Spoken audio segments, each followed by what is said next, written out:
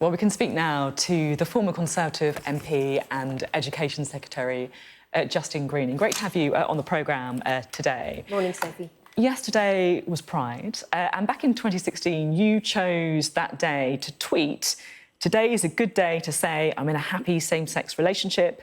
I campaigned for stronger in, but sometimes you're better off out." I absolutely love this photo of you, I have to say. How important was that moment for you? I mean, it was life-changing in a way. I've been a Cabinet Minister for quite a while, and not being frank about my relationship, I genuinely felt it had held me back. I didn't feel like doing interviews on, my personal life as much as I possibly would have done, and I realised that I had to become part of the solution, and I couldn't think of a better time to do that tweet than on the day of London Pride back in 2016. It was actually, as you alluded to, just after the EU referendum, and really from that moment on, I just think, for me, it was like a weight off my shoulders. And, I do so much campaigning now on levelling up and social mobility, but I think, you can't be at your best if you can't be yourself. And so, for me, life got a lot better when I could be myself. I find it quite hard, I guess, in some ways, to really understand that, you're someone who is an incredibly successful woman. You're confident, you've been a Cabinet Minister, you've done numerous interviews, including on this show, for many years. And yet you felt that it did take quite a long time for you to, in your words, to be yourself. Yeah, I just think it's why things like London Pride and all those other, marches and celebrations around the country matter, because actually we're on a journey. And I'm going to guess there may be some... I was a Cabinet Minister watching other people like David Mundell say, "This is who I am." And so, yes, at the end of the day, it is a very personal thing to do, but I also think it was up to people like me to show some leadership. Almost, if you weren't part of the solution, then you were part of the problem. You were sort of saying you thought there was a problem with your relationship, and I really don't think there is. So all I would say is it was a hugely positive step for me. There's a lot more campaigning to be done on LGBT plus rights. On that, what campaigning do you think needs to be done? On what issues? Well, we've seen homophobic hate crime rise actually quite significantly over the past 4 years. I think when you look at access to healthcare, mental health issues, there's a whole range of different aspects, I think, for the LGBT plus community that people would like to see better addressed. But also, I think when you look at, say, for example, on women's rights over in the States and the rolling back of Roe v. Wade on abortion rights, now discussions around whether that will translate across to other rights, like for the LGBT plus community. I think just this underlying assumption in the past maybe that rights generally get better, but that's not always the case. So we have come a long way. We've now got same-sex marriage. You can have adoption, obviously, as well, all sorts of things.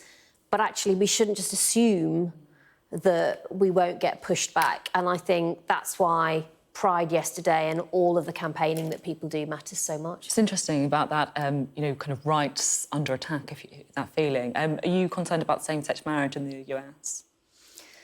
Well, only time will tell, but it really worries me that you can have a country like the States with its democracy and then judges who have been ultimately political appointees almost randomly over different presidential terms, depending on who died when, with so much power. And I think then the challenge is, yes, of course, codify these rights in legislation, but if you also then have a stateside politics and democracy that is often gridlocked, it's a bit half and half down the line between Republicans and Democrats, then it is hard for them to actually do that. So you're just left with a Supreme Court taking away rights, but a political system not able to put them in place for the long term where they should be in law. On Roe versus Wade, and are you concerned about what it means for the UK? We've seen, of course, some MPs calling for the right to an abortion to be included in the British Bill of Rights.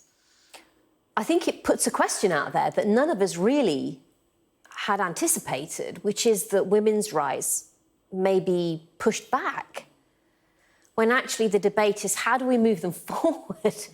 still. So I hope that within Parliament, surely there has to be a consensus that it's a question of how you move forward, not moving backwards. But I think what the States tells us is that we can't just assume that.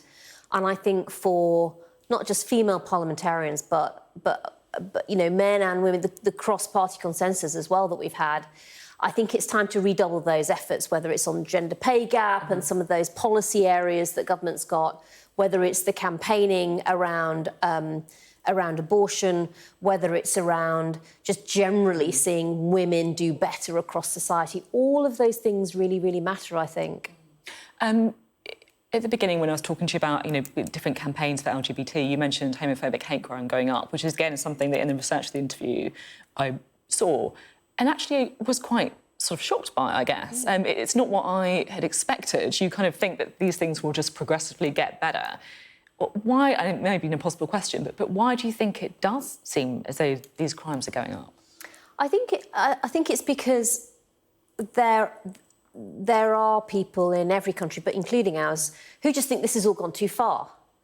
And in spite of all of the broader progress across the mainstream, in a sense, of society, there are some parts of our society who just don't accept that. And the problem is, I think, particularly also in an internet age, they're able to sort of find one another and have those conversations and self-validate them, which is why it does really matter that you keep the fight going on LGBT plus rights. Now that I have you, I do need to ask you, obviously, about the allegations in the Conservative Party. We've seen, of course, the resignation of Chris Pincher. Theresa Coffey said that the Prime Minister wasn't aware of, in her very careful language, specific allegations when he was appointed to be Deputy Chief Whip in February. Is that good enough?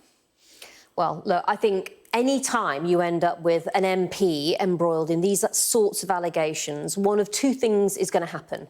Either the MP themselves will take responsibility and own it and work out what they do next, or it ends up being the party led by a Prime Minister. So one of those two things is going to happen. Either Chris Pincher, as we get to the bottom of these allegations, will have to take responsibility and decide what he does.